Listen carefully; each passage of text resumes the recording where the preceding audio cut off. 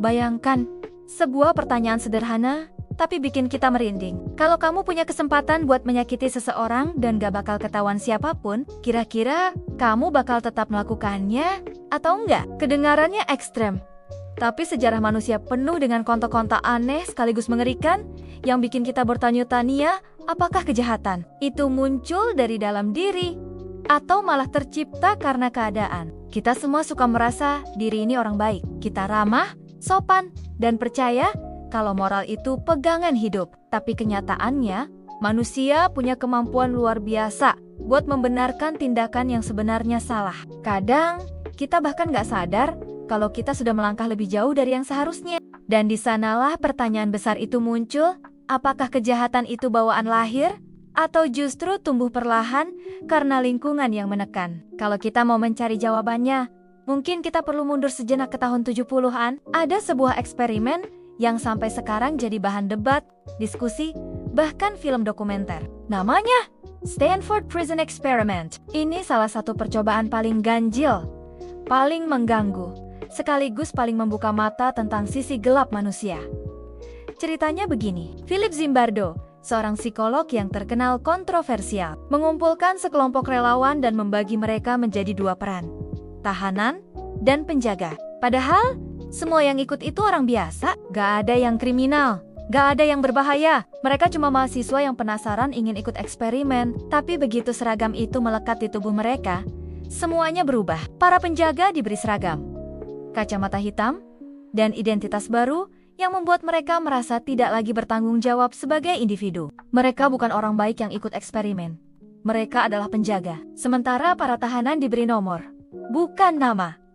Mereka diperlakukan seperti benda, bukan manusia. Dan disitulah kekacauan mulai pelan-pelan muncul. Para penjaga mulai merasa punya kuasa. Mereka membangunkan para tahanan tengah malam, memanggil mereka dengan nada merendahkan, bahkan mengatur hidup mereka sedetail mungkin. Mereka menekan, mengontrol, memberi hukuman, dan dari hari ke hari semakin kejam. Padahal semua ini hanya eksperimen. Sebaliknya, para tahanan mulai kehilangan identitas diri. Mereka stres, curiga satu sama lain, merasa tidak berdaya. Bahkan tempat tidur mereka diambil dan mereka dipaksa menggunakan ember sebagai toilet. Suasana yang awalnya hanya percobaan sosial berubah menjadi permainan. Kekuasaan berbahaya yang akhirnya harus dihentikan setelah 6 hari saja, padahal seharusnya berlangsung 2 minggu. Yang menarik dari eksperimen itu bukan soal hasilnya benar atau tidak, tetapi fakta bahwa orang biasa bisa berubah. Kita melihat betapa mudahnya moral seseorang goyah ketika diberi kekuasaan, ketika diberi peran, atau ketika ada jarak antara diri kita dan manusia lain. Semua itu bikin kita sadar kalau kejahatan ternyata bisa lahir dari situasi, bukan hanya dari hati. Tapi tunggu dulu, kalau kejahatan itu bisa muncul karena keadaan, apakah itu berarti semua orang punya potensi buat jadi jahat? Jawabannya nggak sesederhana itu, karena ada juga cerita lain yang bikin kita makin bingung. Misalnya, kisah tentang Amarjit Sada, bocah 8 tahun dari India yang disebut sebagai pembunuh berantai termuda di dunia. Usianya bahkan belum cukup buat memahami konsep moralitas secara penuh, tapi tindakannya sudah menunjukkan pola kejahatan yang sangat rumit. Ia bukan hanya menyakiti, ia merencanakan, memancing korban, dan menyembunyikan bukti seolah ia tahu benar apa yang sedang ia lakukan. Kasus ini bikin para peneliti bertanya, apakah mungkin seorang anak lahir dengan kecenderungan kejam? Ada dugaan bahwa faktor biologis berperan. Misalnya, beberapa kelainan kromosom tertentu dipercaya dapat meningkatkan kecenderungan agresi. Tapi pada saat yang sama, para ahli juga tahu bahwa lingkungan rumah, trauma masa kecil, atau pengalaman buruk bisa menyalakan potensi gelap yang sebelumnya nggak kelihatan. Disinilah kita sadar bahwa jawaban soal apakah manusia lahir jahat itu jauh lebih rumit. Kita bisa dibentuk oleh gen, tapi juga oleh lingkungan. Kita bisa belajar kekerasan dari orang tua, tapi itu tidak berarti semua korban kekerasan akan jadi pelaku. Banyak orang yang tumbuh dari masa kecil penuh luka, tetapi tetap memilih menjadi orang baik. Kita kadang suka berpikir kalau kejahatan itu seperti saklar, nyala atau mati, ada atau tidak ada. Padahal, manusia itu jauh lebih kompleks dari sekadar hitam dan putih.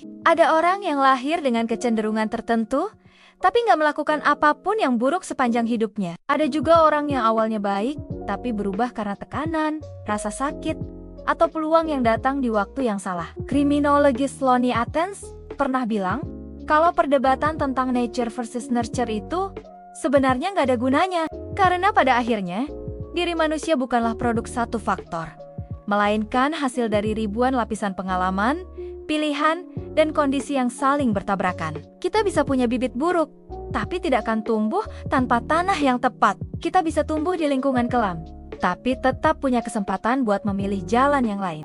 Kalau begitu, dari mana munculnya kejahatan? Apakah dari otoritas yang berlebihan, dari gen yang membawa sesuatu yang tak terlihat, dari lingkungan yang keras, atau dari pilihan kecil yang terus-menerus kita ambil, sampai suatu hari kita berubah menjadi seseorang yang bahkan kita sendiri tidak kenali? Jawabannya mungkin gak akan pernah benar-benar tunggal. Tapi ada satu hal yang pasti.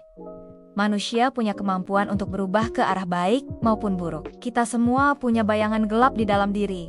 Tapi kita juga punya cahaya. Dan keseimbangan keduanya ditentukan oleh siapa kita, apa yang kita alami, dan yang paling penting, pilihan apa yang kita ambil ketika tidak ada yang melihat. Akhirnya, perjalanan memahami sisi gelap manusia ini bukan tentang mencari siapa yang salah atau siapa yang benar, tapi tentang mengenali bahwa setiap orang punya potensi untuk berubah. Yang penting adalah bagaimana kita tetap memilih jalan yang benar, bahkan ketika keadaan memberi kita kesempatan buat melakukan hal sebaliknya. Dan pada akhirnya, mungkin kita semua hanya ingin percaya bahwa kita bisa jadi baik. Bukan karena kita dilahirkan begitu, tapi karena kita memilih untuk tetap seperti itu.